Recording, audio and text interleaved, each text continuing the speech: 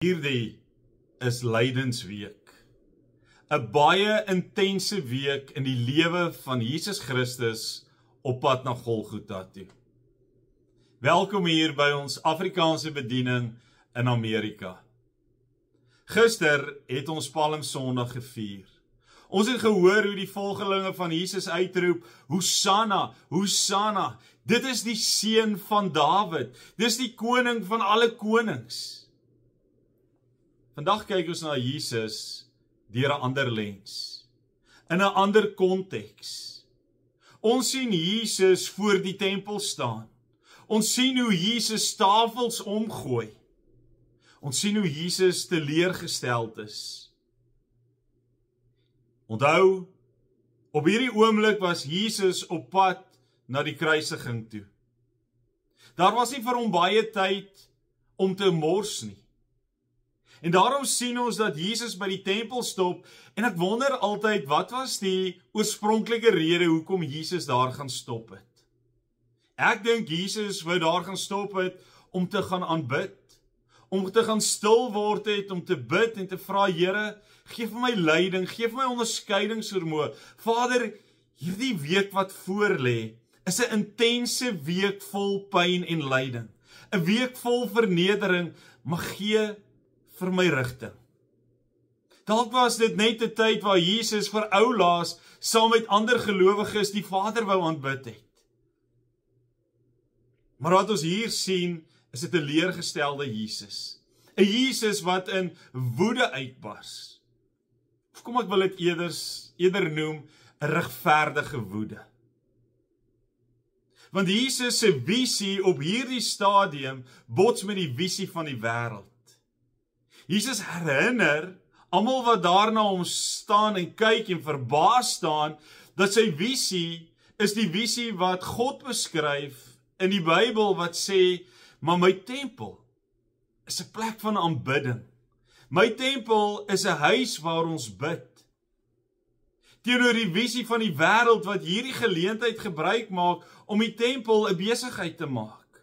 Die markplein van die tempel te gebruik om ooreenkomste en transaksies met mekaar te maak. Waar Jesus die geluide van diere hoor, die geblær van 'n skaap, die duwe sien, in steede van stemme van mense wat bid en aanbid. Die visie van Jesus bots hier met die visie van die wêreld.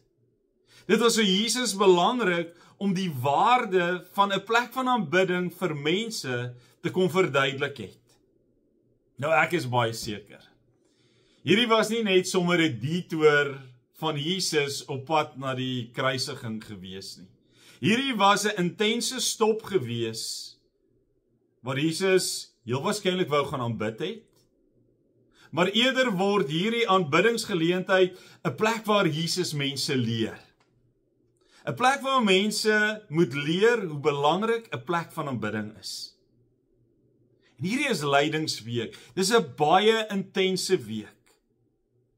En dalk is dit tyd om refleksie te doen. Dalk is dit belangrik om vir jouself te vra, my plek van aanbidding, my gemeente, gebruik ons daardie gebou as 'n plek waar ons bid en aanbid. Maar ons weet ook dat hierdie hele gedagte van God se tempel is nie net 'n gebou nie, jou liggaam is ook 'n tempel. En dit beteken dat mense dalk vandag Jesus gaan ontmoet waar jy aanbid. Dalk is jou lewe die enigste adres vandag waar mense Jesus gaan ontmoet, waar hulle kan bewus word van God se teenwoordigheid.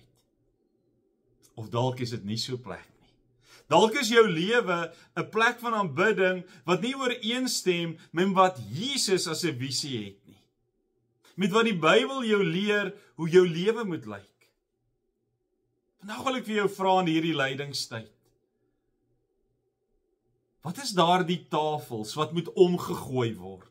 Wat verwyder moet word sodat daar koneksie tussen jou en God kan plaasvind?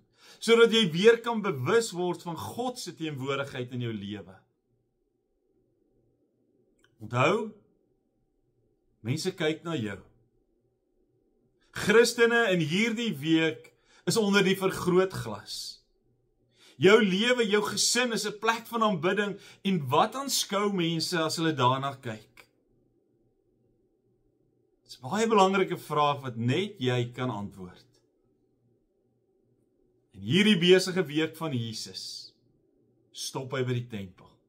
En hy verduidelik vir ons hoe heilig hierdie tempel van God is. 'n Plek van aanbidding is.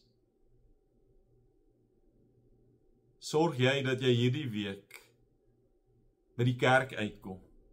Sorg jy dat jou gesin, jou familiekonteks, jou werksplek die kerk word, die tempel van God word waar ons bid en aanbid? Mag hierdie leidingsweek vir jou 'n baie besonderse week wees. 'n Plek waar daar koneksie is. 'n Plek waar ons tafels omgooi en sê, Here, kom en gee vir my onderskeidingsvermoë deur die Heilige Gees om bewus te word van hoe belangrik hierdie lydingstyd is. Die kruisiging en die opstanding. Mag hierdie vir jou 'n geseënde week wees.